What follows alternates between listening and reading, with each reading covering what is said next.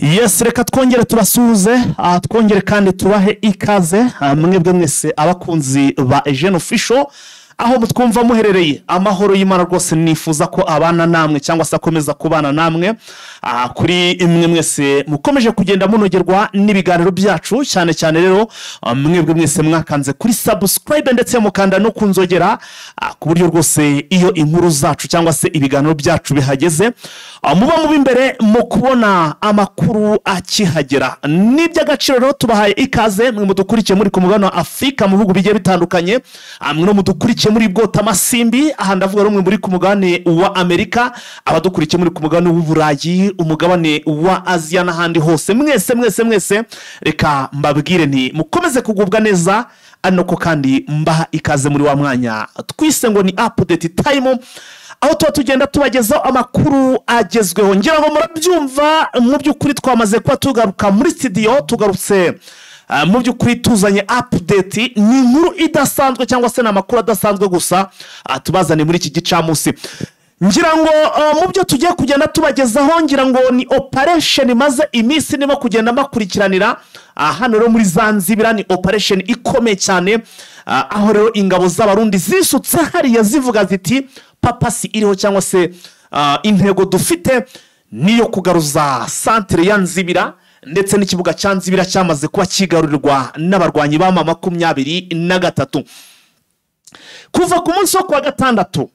Birumvikane mu cyumweru gishize twababwiraga uburyo ki sharing zabyutse ziri kuvuza ubuhuha, ndetse no masaha mugoroba zibyuka zirara zivuza ubuhuha, kugera yewe no ku munsi w'ejo nibwo zasaga n'ibicecetse,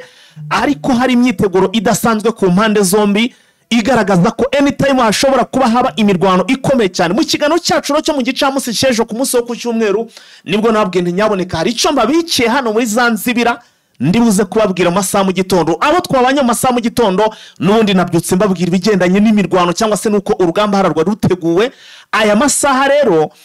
nubwo atari ripoti ya risasi na mageruhi, ariko ku rundi ruhande ngarutse kubabwira uko hano urugamba ruhagaze cyangwa se uko imirwano imeze. Iyi mirwano karahabutaka yatangiye cyangwa se yazindutse iri kubera hano muri Zanzibar, muri iyi santere cyangwa se hano muri izi nkengero z'iyi santere ya Nzibira, aho ingabo z'abarundi ni nyinshi cyane. Abarise, abo bita ngo ni abarise cyangwa se abamiliseneri, nabo bakaba bari muri uru rugamba ndetse binakomeye cyane, aho rero imirwano ikomeje kugenda ica ibintu. Hanyuma rero nkandira kuri subscribe niba ukigera kuri uyu muyoboro ari ubwa mbere, kugira ngo nawe uzajye ugendana na update cyangwa se nibigezweho. Niba kandi warabikoze wibuke gukanda kuri like ndetse unasharinge wemvite n'abandi, ubundi sasa none tuzajye twibanira mu miripuko cyangwa se mu makuru agezweho ya update yandi nyina twita ngo ni update abagezweho hariya ku mirongo y'urugamba. Reka nsume ku mazi gato cyane, ubundi none duhita tugaruka twinjira mu makuru cyangwa se twinjira muri update mu buryo burambuye, aho n'ubundi ndibuze kwandi kumwe na mugenzi wanjye Vincent tugenda tubagezaho n'andi makuru agiye atandukanye, dore ko ibice byinshi muri Uburasirazuba bwa Repubulika Iharanira Demokarasi ya Kongo kuri uyu munsi ku itariki 6 z'ukwezi kwa 10 2023 bivugwa ko haramukiyemo imirwano. Turimo kugenda tubona amakuru rwose agaragaza ibice byinshi byaramukiyemo imirwano. Ntimujye kure, stay in touch.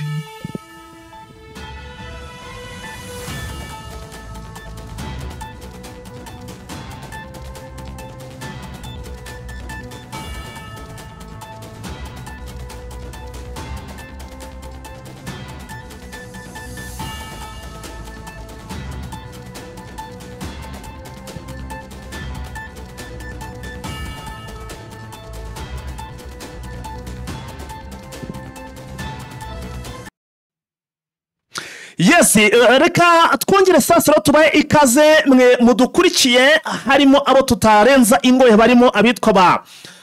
mu by'ukuri abitwa ba Andrada, abo ngabo rwose bari muri USA, abitwa rero ba Havugimana Celestin, abitwa batango Sierra, abitwa bwo birumvikana n'imyarukiye muri za Norway, abatwumva muri za Canada mwese mu by'ukuri ntabasha kuvuga amazina yanyu mwese kuko muri benshi cyane mukunda ibiganiro byacu. Reka mbabwire nti ikaze twinjirane sasa muri update, twinjirane kuri front line cyangwa se ku mirongo y'urugamba hano n'ubundi muri Kivu y'Amajyepfo. ni imirwano rero yatangiye ku isaha saa 10:43 ziri gushyira saa 11 nibwo imbunda zari zitangiye kumvikana n'ubundi hano muri aka gace cyangwa se hano muri Zanzibira. Bikaba rero ari imirwano ikomeye cyane yaramutse nk'uko twakomeje kugenda tuyigarukaho tubabwira ko rwose hari kuba ibitero bikomeye cyane. Ni ingabo z'abarundi zari zimaze iminsi ziri kwipakira muri biriya bice, ndetse niba mukurikirana n'ibindi binyamakuru bigiye bitandukanye ku barezo sosiyo bakaba bavugaga ko hari hamaze no kugera icyo twita abamiliseneri benshi cyane, ku buryo bari gutegura ibitero karahabutaka, bakirwa bagurukije za drone, bakirwa barunguruka cyangwa se bareba muri ibi bice cyangwa se aho batekereza ko hari ibirindiro bya M23. Wenda mbere ko ninjira kuri front line cyangwa se mu mirongo y'urugamba muri amasaha uko ibintu bimeze, dore uko byatangiye. Ku munsi w'ejo nyuma y'uko M23 yari maze iminsi ikoze ikintu cyitwa sharing muri izi ngabo z'abarundi, twabigarutseho hatikirira abasirikare benshi cyane b'abarundi, imirambi myinshi bayohereza hara mu gihugu cy'u Burundi. Byatumye rero mu by'ukuri hano hantu boherezaho abacancuro, ariko kugira ngo impamvu bari baje hariya bari baje bazanye za drone zaba izifata amafoto ndetse n'izirasa, kugira ngo babanze ba making sure aho M23 iri nabo bayishegeshe bayishure ku byo bakoze ku munsi wo kwa gatandatu ubwo yasharingaga kuva mu masaha yo mugoroba mpaka rwose bagejeje hafi ku isaha y'isa 3 z'ijoro.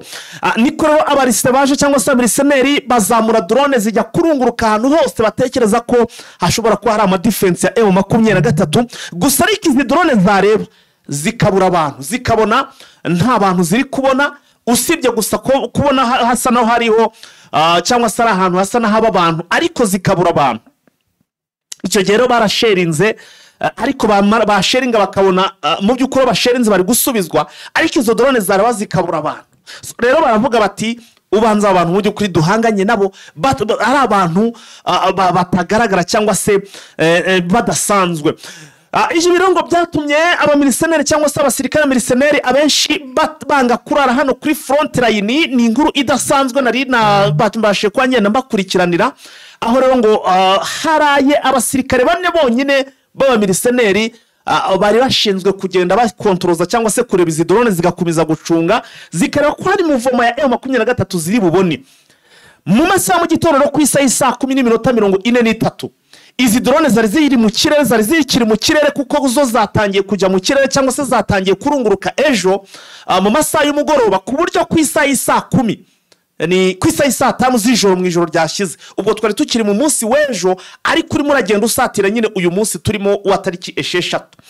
Ku isaha saa 5 nibwo ngo barashe ku birindiro bya M23, nk'uko nagiye mbigarukaho. Mu kuharasa rero basaga n'abakojeje agati mu ntozi, ubwo birumvikana bagaragazaga ko bari maso, ndetse urumva agasuzuguro kagombaga guhita gacika. M23 mu kubona bagirashishije iyi ndege itagira abapilote, yavuze ati rero sasa abagabo bamaze gusa no batwegera, ikigaragara cyo bari gutegura byinshi, turebye nabi izi drone zabo zakomeza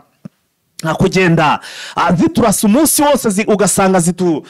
mu by'ukuri bigenze nabi zigahitana abaturage n'iki byose. Bituma rero mu masaha ya saa 10:43 bafata icyemezo, nk'uko nagiye mbibabwira ku munsi w'ejo nari babwiye, bahita batangira kwataka aya ma defense y'izi ngabo z'abarundi zari zamaze kwegera hano muri Zanzibira, muri imisozi ya Zanzibira, bavuga ko bari gutegura kugira ngo bagaruza iyi santere ya Nzibira. Kuva kuri iyo saharo imirwano imeze nabi, urumva kuva ku isaha saa 10:43 kugeza amaginga ya isasu ni isasu. Nahoze mbona amafoto ngira ngo tubana kuri groupe bo, nagiye mbibereka n'imbunda nshya bari gukoresha imbunda nshya gusa. Mu by'ukuri za mbunda ndabona zimeze nk'iz'abarusiya n'iza Kalashnikov, ariko zifite bate cyangwa se ibibuno, ariko zikirisha, ndetse unabona ko bagiye bahambiranya za magazine, ku buryo urabona umusirikare nibura imbunda imwe icometseho magazine zirenze imwe. Urumva ko mu by'ukuri basa n'abari bamaze kwitegura urugamba, nkurikije uko ndimo ndabibona. Kuva ubu rero kugeza ubu muri aya masaha na n'ubundi bakubwira ko imirwano ikirimo, ariko inkuru nziza n'ubundi ku bakunzi cyangwa se kubashigikira izi ntare za Sarambwani babo baryamyeho, nuko mu makuru ndimo ndakurura M23 yamaze kubadivansingana imaze kubakuraho bari bamaze amasaha cyangwa se iminsi bari gutegurira ibi bitero byabo ibirongo bikabyanatumye mu by'ukuri bahakura ibikoresho bamaze kuhafata ibikoresho byinshi cyane ni nakoro zamayite zikomeje kugenda ziyongera kuri iki gisirikare cy'u Burundi kiri kurwana uwo kwiyahura kuri M23 kugira ngo barebe ko mu by'ukuri babasha gusubiza inyuma ibitero by'abarwanyi ba M23 kugeza ubu rero nkuko bikomeje kugenda bigaragara ndimo ndagenda mbikurikirana drone zacu ziri hejuru muri kiriya kirere mwebwe murasabwa gusa kubana natwe ntimujye kure ntimucikwe mukamekinga sho ko mwamaze kwa muhagera ubundi none operation mukayindekera ngakomeza kubakurikiranira mu masaha y'umugoroba nkaza kubaha icyitwa report ya risasi na mageruhi aho ndibuze kugenda mbabwira uko urugamba ruho rwa soje cyangwa se niba runareba rurikirimo ndaza kubabwira aho rugeze mbabwira inkomere ndetse we nabarashwe n'ibikoresho byafashwe uko bingana niko rero situation imeze ntahandi rero amakuru nk'angamwe yakura ni kuri Eugene Official rero dushakisha mugenzi wacu Vincent ku murongo wa telefone kugira ngo nawe twinjire no mu zindi nkuru kuko ndabona ntabwo ari gusa habaye imirwano barakubwira ko no mu bice bigiye bitandukanye haba hano muri za Karehe naho ibi mirwano imeze nabi tuze turebe no mu bindi bice ahantu hose ibintu byabaye shambaride ibintu ni shambaride imiripuko imeze nabi cyane mu gihe kimushakisha reka dufate akanya gato cyane duhite tugaruka sasa twinjira no mu bindi bice naho tureba uko ibintu bihagaze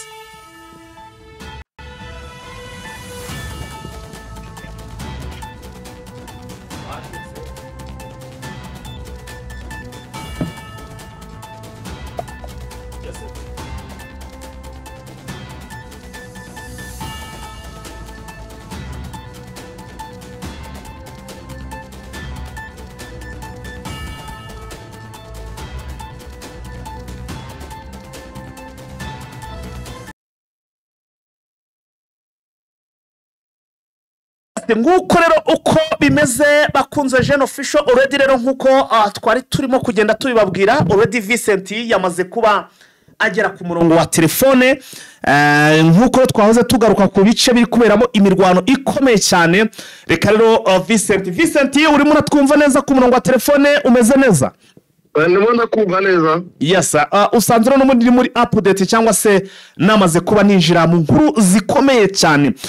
Vince amakuru yacu reka tuyahere hano muri za Karehe umutwa M23 mu by'ukuri ngo waburijemo ibitero igitero wari cyari cyagabwe n'umutwa wa Zareno hano muri iyi sande hano muri za Karehe birumvikana ni mu birometero bike cyane n'ikibuga cy'indege cya Kavumu birumvikana ni hafi na za Bukavu ndagira ngo iyi nkuru ariyo twinjiramo cyangwa se duheraho muri zi update zacu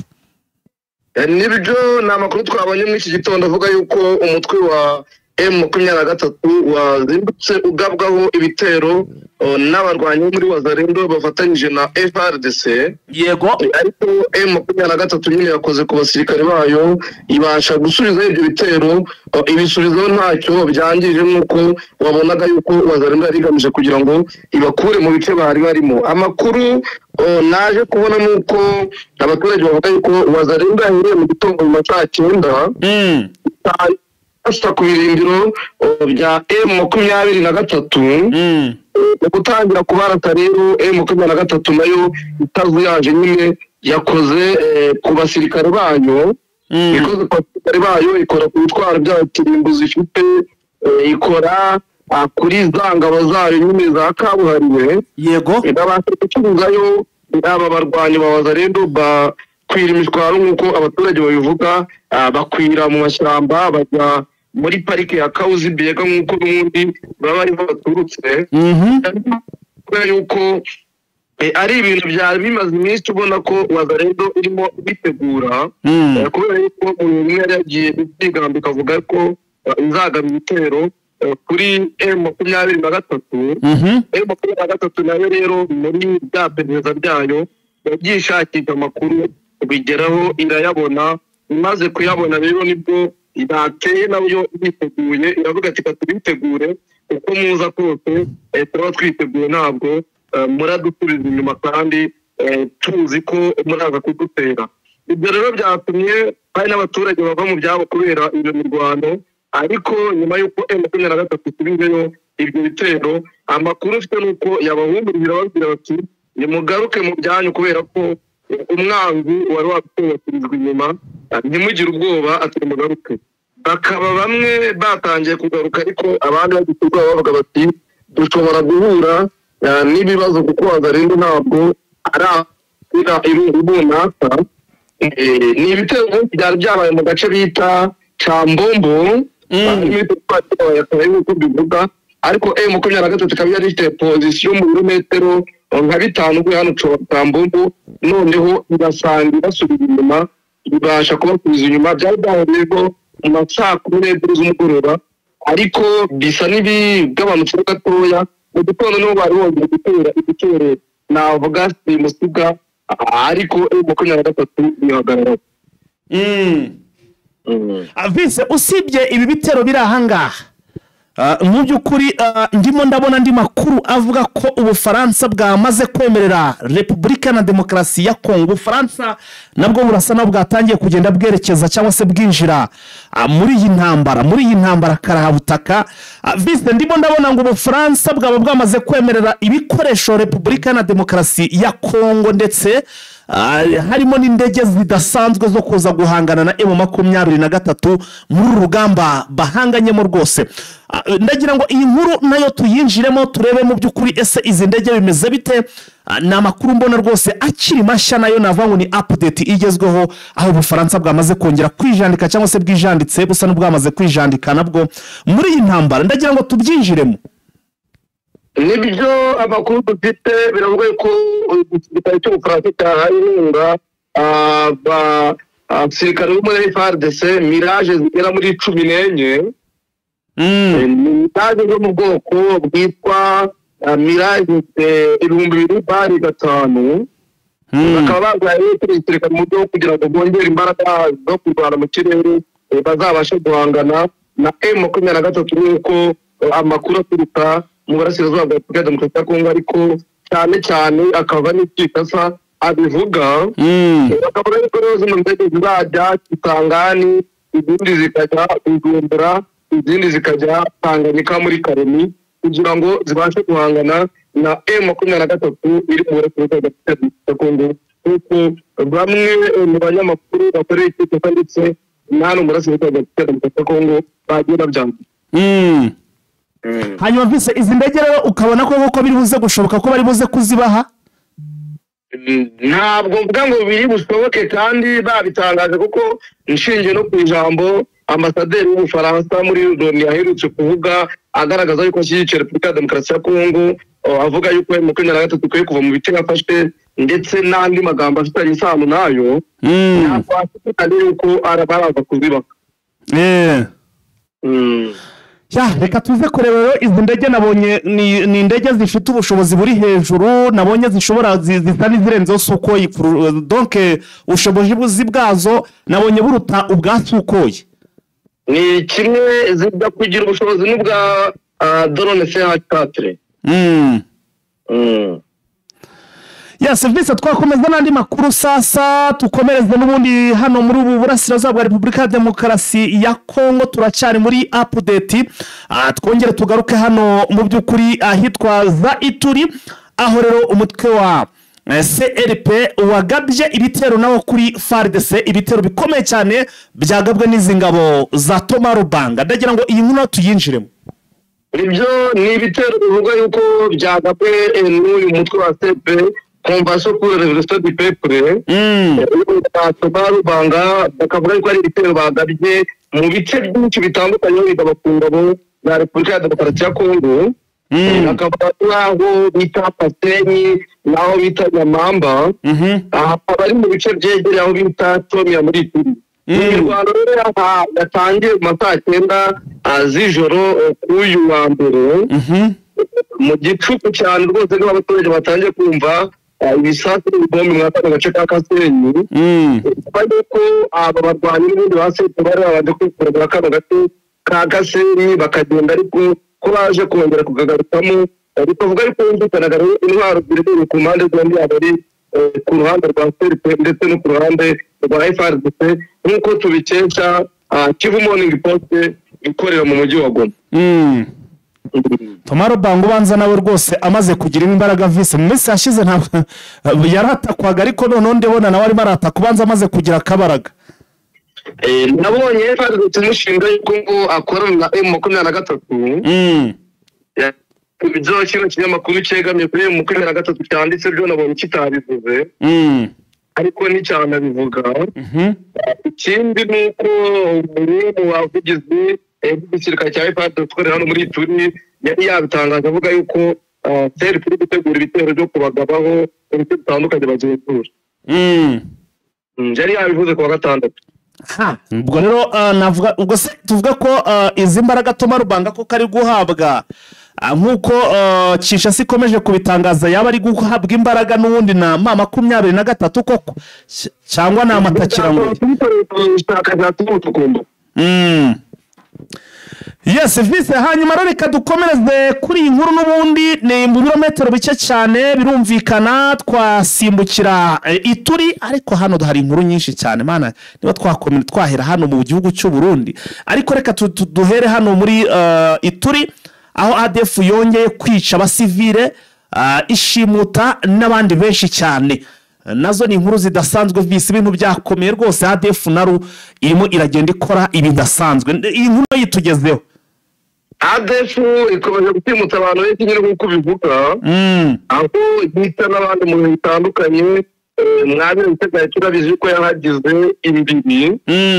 apapuro y'atandukanye avuga yuko uyu mutwe mu bihe bitandukanye ugenda ucimuta abaturage ugenda wika ukora birohe ku mugoroba ejo ku cyumweru abasivile batatu bishwe mu gace bita Komanda mu mudugudu bita Komanda cyane cyane uzi ko ari ahantu haherutse no kuba ibitero bitagaga bakitwa abantu barenga 60 ndetse andi makuru avuga yuko uyu mutwe washimutse abantu benshi ku muhanda nimero 4 bakaba baratimutse barimo dada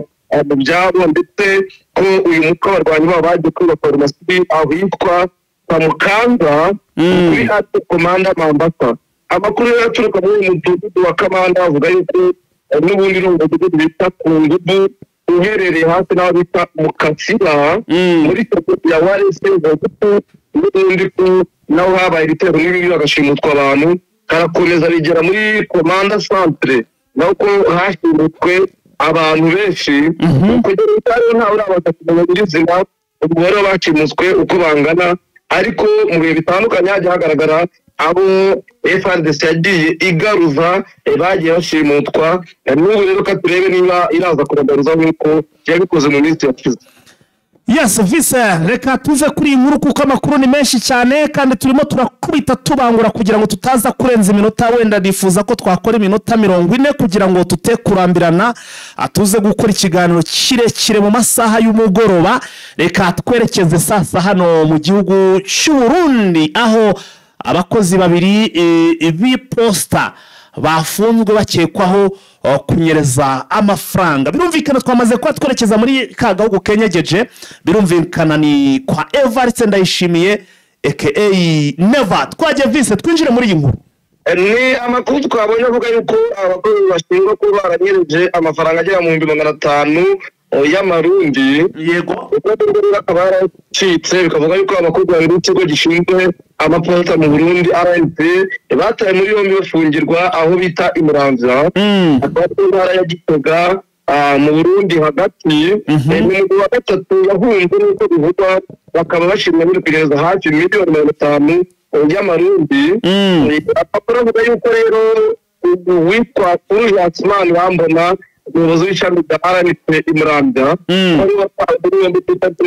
kuko twakiriye 25 mbere yo kujyana kuri station ya polisi ku rwego rw'intara ni nyuma y'iminsi 3 nk'uko bivugwa n'ibitangazamakuru bitandukanye byo mu Burundi harimo SOS Media harimo Iwacu Media Burundi ndetse n'ibindi bitandukanye ubwo yuko byabaye nyuma y'iminsi 3 witwa Mireille Ndayikeza umutungo ARP Ishombo nawe yarafate afungirwa ahantu hamwe n'uyu Fulgence Manirambona kandi harimo ubita Atire mu kuragiza akaba ari umukozi nawe w'ikigo gishinzwe abapolisi mu Burundi ariko mu gice cya Muramvya yahunze babuze aho yahunze yuko amakuru dukesha SOS Media abivuga biravuga ko abakozi batatu batunganye kugereza amafaranga agenewe kugura ifumbire mvaruganda hamwe n'amafaranga yatanzwe n'abahinzi mu gihembwe cya mbere cy'ihinga ifatwa ryabo babiri ryangabanyije cyane imikorere y'inzego za Ishombo na Muramvya cyane ko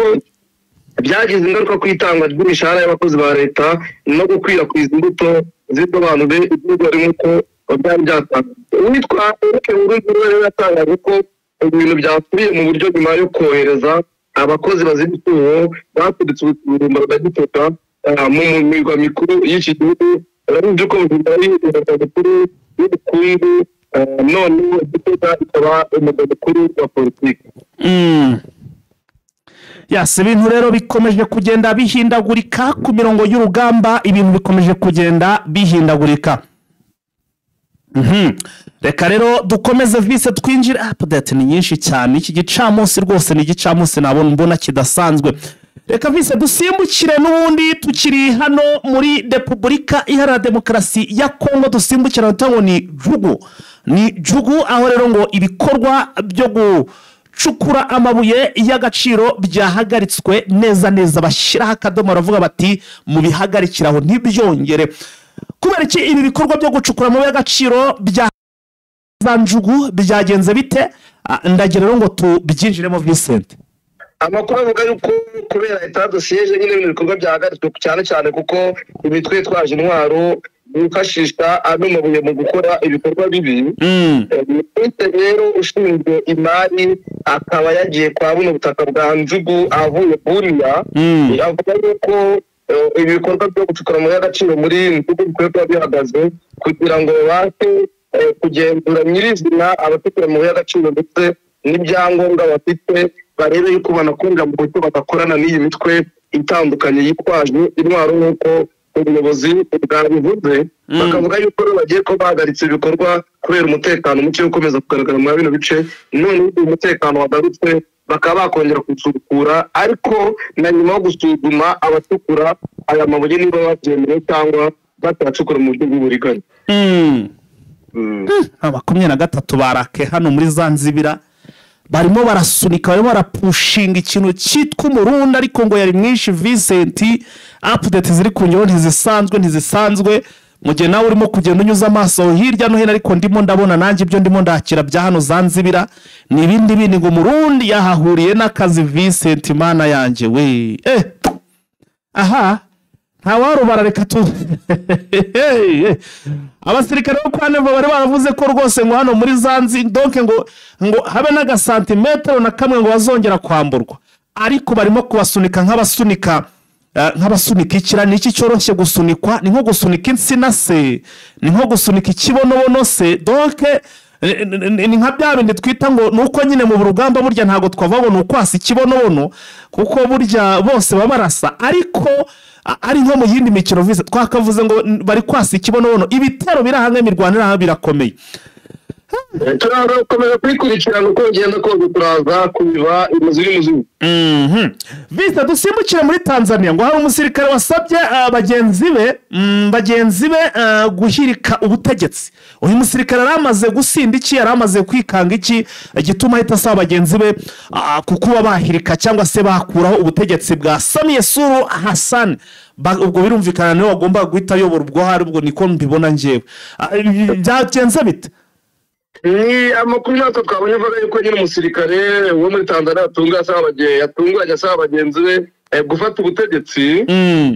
amashusho yagaragaye uyu musirikare mu ngabo za Tanzania bita Kapiteni Charles Tesha yagaragara kuri wa gatandatu asaba igisirikare cya Tanzania gufata ubutegetsi kuko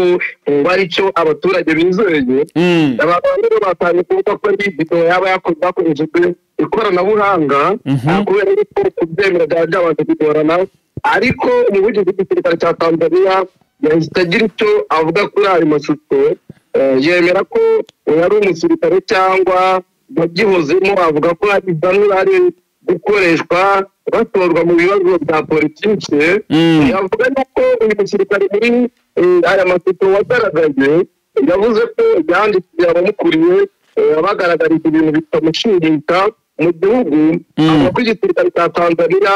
kigomba gufata igihugu kuko yemeza ko ari cyo abanyatanzania bizera gusaba. Byagaragaje kandi ko amatora ateganyijwe agomba guhagarikwa kuko ngo aba mu buriganya n'andi mahano menshi. Yavuze ko icyo yifuza bise deep state cyangwa leta ikorera mu gihugu, avuga ko ari igenzura kandi igakoresha itaka cy'amata mapinduzi. Avuga ko ari abantu 5 bagomba gutabwa muri yombi bajyanwa muri gereza bayobowe na Jakaya Kikwete wahoze ari perezida wa Tanzania, ndetse yongeraho ko bagomba gukorwa iperereza ku rupfu rwa perezida John Pombe Magufuli wapfuye muri COVID-2021. Bernard Masaru rero mu Burundi yagize ati igisirikare cya Tanzania biramenyesha abaturage ba Tanzania ko hagaragaye abantu bamwe bakoresha imbuga nkoranyambaga bagashyiraho ibintu bishishikariza ingabo kwivanga mu bibazo bya politiki. Aravuga ati byongeye kandi bimwe muri bivugwa n'abantu bari mu bijyanye n'igisirikare, ati bimenyekanisha nk'ingabo bakuwe mu gisirikare kubera imyitwarire mibi ndetse no kwishora mu bikorwa bya politiki n'ubuhirimbanyi. Ati muri uru rwego rero ingabo za Tanzania zirashaka kumenyesha abanyatanzania ko zikomeje inshingano zayo ziteganywa n'itegeko nshinga nk'uko babirahiriye. Aragira ati rero itegeko nshinga ribaha inshingano zo gutega mu nyangamugayo ubudahemuka n'ubutwari bakurikije indahiro barahiriye. Ahakana yuko rero igisirikare kitakumvira uyu musirikare kubera yuko ngo yanakirikanwemo kuko yagaragaje imyitwarire yo kujya muri politiki ndetse no gushaka kuba inararibwa. Aya mashusho rero amaze kujya hanze, abantu bamwe baramutinye kandi bagaragaza ko bishimira ubutumwa bwe, bavuga ko bamuri inyuma kandi bashyigikira ibyo yakoze, n'ubwo benshi bemeza ko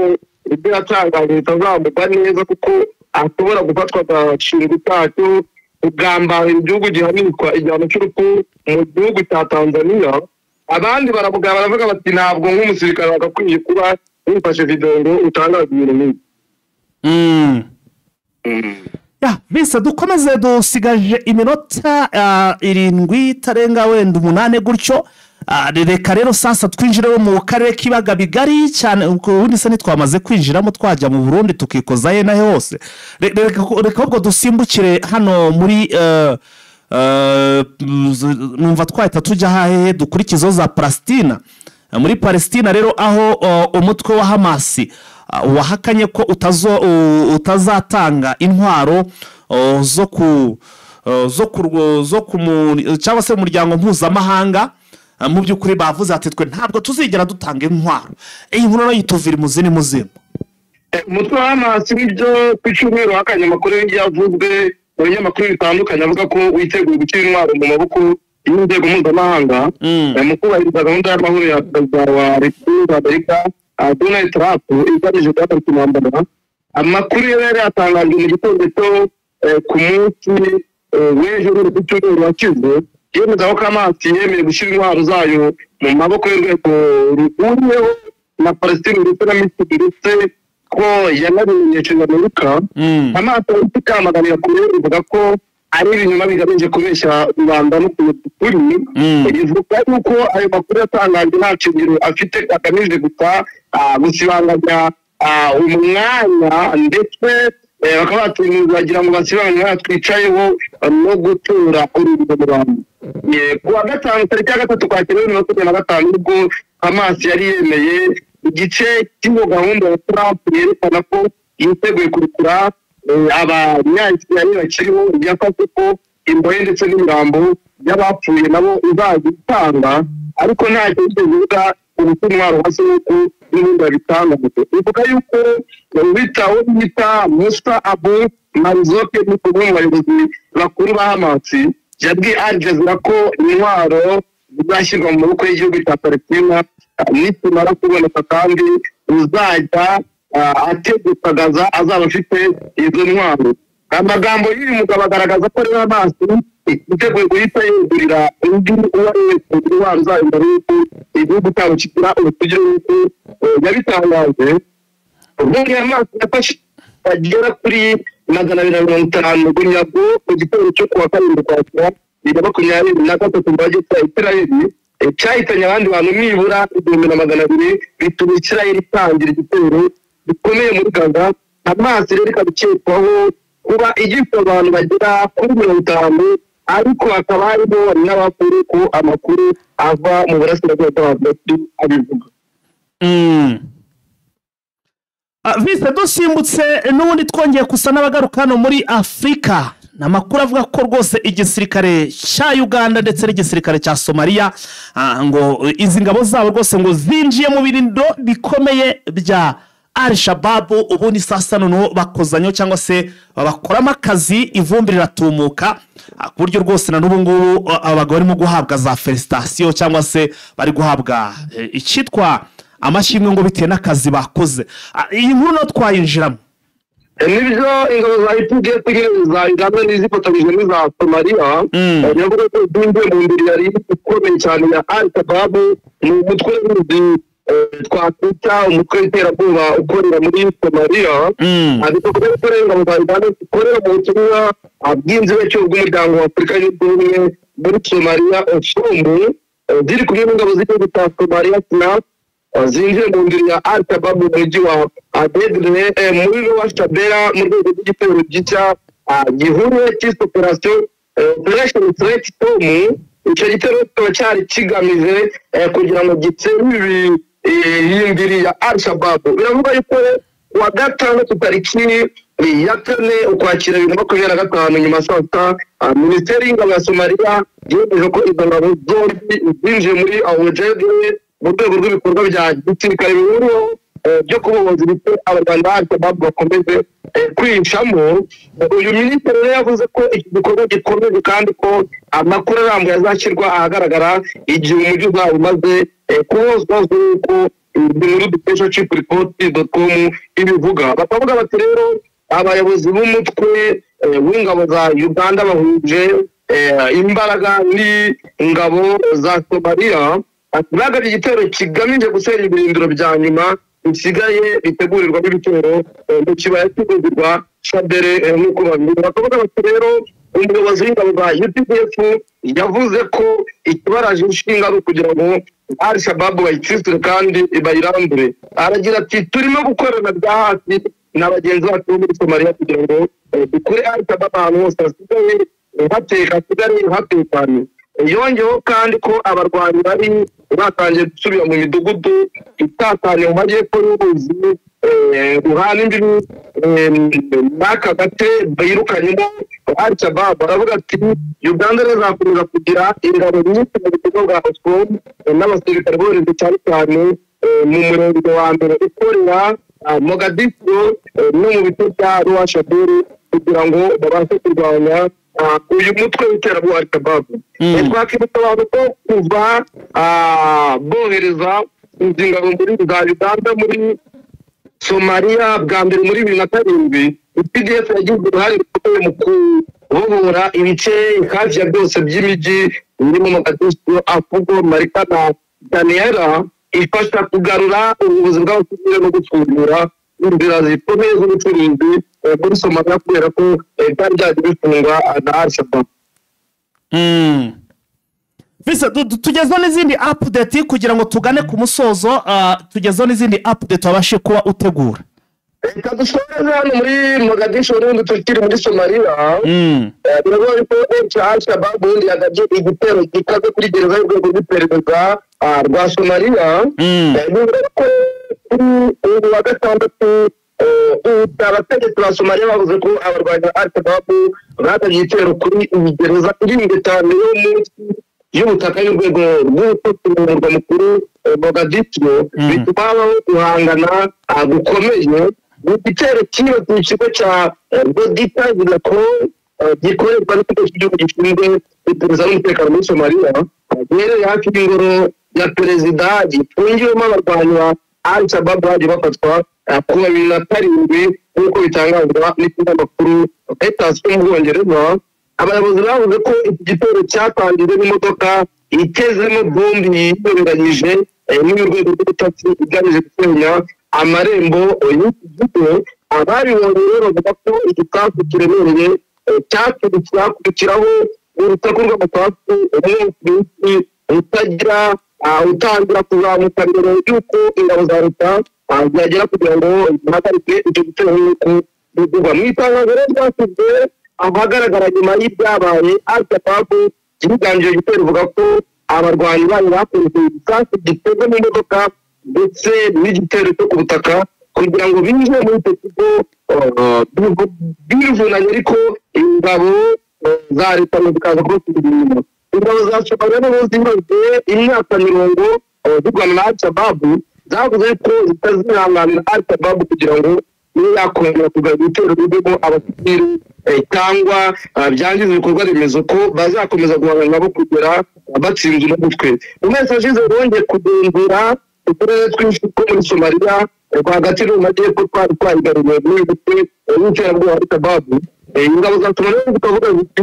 twebwe tumaze kugira ubushobozi bufatika ku buryo tubasha kurwanya umutwe aho waturuka hari hose. Ati turakangurira abaturage gukora ibyabo ko umutekano twese ufite mu maboko kandi uzakomeza gufatanya n'ingabo za Uganda kugira ngo turwanye ibi byemezo ndetse n'ingabo zindi ziturutse muri Afurika nk'uko yabitangaje. Umva twasoreza tukaza gukomeza mu yandi makuru Fighter. Yes, vise update izo zirimo ziragenda ziza ari nyinshi cyane kuko nk'ubu ndabona babasirikare wambazaga cyangwa se wambwira gutese uduce